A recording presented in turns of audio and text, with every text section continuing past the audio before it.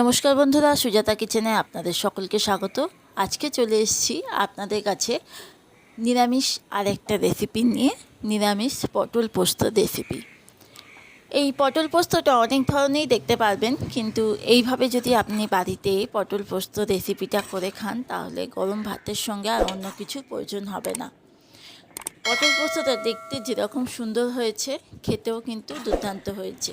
আর ঘরে কিছু সাধারণ সামগ্রী দিয়েই তৈরি করে নিচ্ছি এই পটল পোস্ত রেসিপি। প্রথমে আমি পটলগুলো নিয়েছি, এখানে 300 গ্রাম পটল নিয়েছি। আর পটলগুলো একটু কচি দেখে নিয়েছি, ছোট ছোট কচি দেখে পটল নিয়েছি, যার ভিতরে দানাটা একদম কচি থাকবে। দানাগুলো এবার আমি পটলটা অল্প অল্প করে ছাড়িয়ে পটলের গাগুলো এইভাবে ছিঁড়ে ছিঁড়ে দিচ্ছি, এতে পটলের মধ্যে মশলাটাও খুব ভালো ঢোকে। এইভাবে দেখুন কেটে নিয়েছি। সমস্ত পটলগুলোকে ভালো করে কেটে ধুয়ে নিয়ে একটু নুন হলুদ মাখিয়ে নিচ্ছি। মাখিয়ে আমি 10-15 মিনিট রেখে দেব।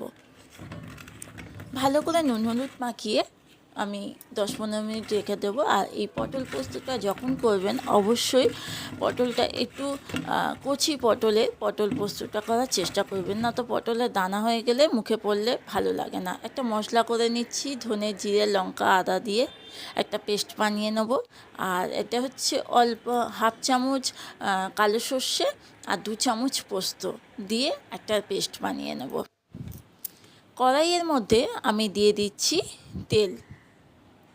এখানে আমি আজকে রান্নাটা সাদা তেলে করছি, কিন্তু পটল পোস্ত সরষের তেলেও ভালো লাগে। আমি আজকে সাদা তেলে করে দেখাচ্ছি। তেলটা যেই ধোঁয়া উঠতে আরম্ভ করবে, তেলটার মধ্যে আমি পটলগুলো দিয়ে দেবো। আর পটলগুলো যখন দেবো তখন গ্যাসের ফ্লেমটা অবশ্যই আমি রেখে দেবো মিডিয়াম টু লো ফ্লেমে। পটলগুলো লাল লাল করে ভেজে নেবো, যতক্ষণ পটলগুলো উল্টে পাল্টে লাল লাল করে যতক্ষণ না ভাজা হবে পটলগুলোকে ভেজে যাবে। যদি রেসিপিটা ভালো লাগে বন্ধুরা, অবশ্যই একটা পাশে থেকে সাবস্ক্রাইব করতে ভুলবেন না, আর একটা কমেন্ট করে জানাবেন কেমন লাগলো। পটলগুলো দুপাশে যখন লালচে হয়ে গেছে তুলে নিয়েছি।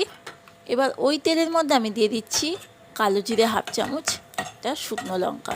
কালো জিরে শুকনো লঙ্কাটাকে একটু নাড়াচাড়া করে নিচ্ছি। সুন্দর একটা যখন গন্ধ বেরোতে আরম্ভ করে দেবে কালো জিরের শুকনো লঙ্কার থেকে, তখনই আমি দিয়ে দিচ্ছি একটা ছোট সাইজের টমেটো, কুচানো টমেটো এতে দিয়ে দিলাম। টমেটোটা দিয়ে তেলের ওপর হালকাভাবে নাড়াচাড়া করব।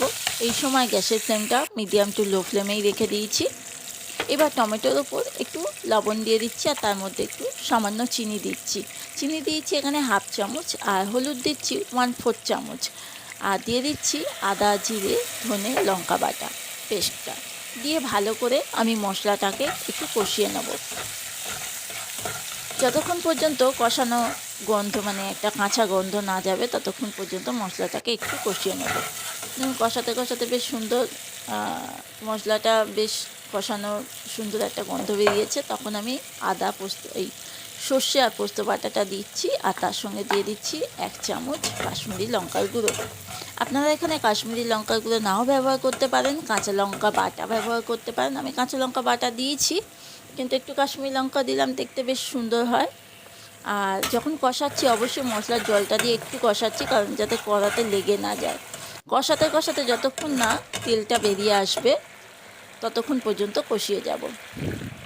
দেখুন এবার ভালো তেল বেরিয়ে এসছে গা থেকে, তখন আমি ভেজে রাখা পটলগুলোতে দিয়ে দিচ্ছি। ভেজে রাখা পটলগুলোকে দিয়ে একটু ভালো করে নাড়াচাড়া করে নেব।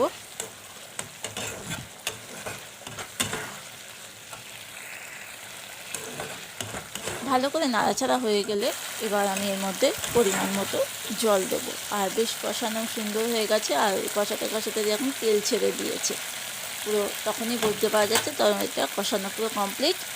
আর এর উপর আমি এবার জল দিয়ে দিচ্ছি, পরিমাণ মতো জল দিচ্ছি, কারণ পটল পোস্ততে বেশি জলের দরকার হয় না, পটলগুলো ভাজা, ওই জন্য অল্প করে জল দিয়েছি। জল দিয়ে আমি 4 থেকে 5 মিনিট, যখন ফুটতে শুরু করছে আমি ঢাকা দিয়ে 4 থেকে 5 মিনিট মিডিয়াম ফ্লেমে রেখে দিচ্ছি। 4-5 মিনিট পর দেখাচ্ছি, দেখুন জল যতটুকু দিয়েছি তার অর্ধেকের পরিমাণ মানে অর্ধেকের বেশিটা মানে শুকিয়ে গেছে। আর মশলার গ্রেভিটাও খুব সুন্দর এসছে, আর কালারটা খুব সুন্দর এসছে। এইভাবে পটল পোস্ত করলে নিরামিষের দিনে আর কিচ্ছু লাগবে না, গরম ভাতের সঙ্গে পটল পোস্ত হলেই খাওয়া হয়ে যাবে। যদি রেসিপিটা ভালো লাগে অবশ্যই একটা লাইক সাবস্ক্রাইব করে পাশে থাকবেন আর শেয়ার করতে ভুলবেন না। আজকের মতো আসছি, নমস্কার।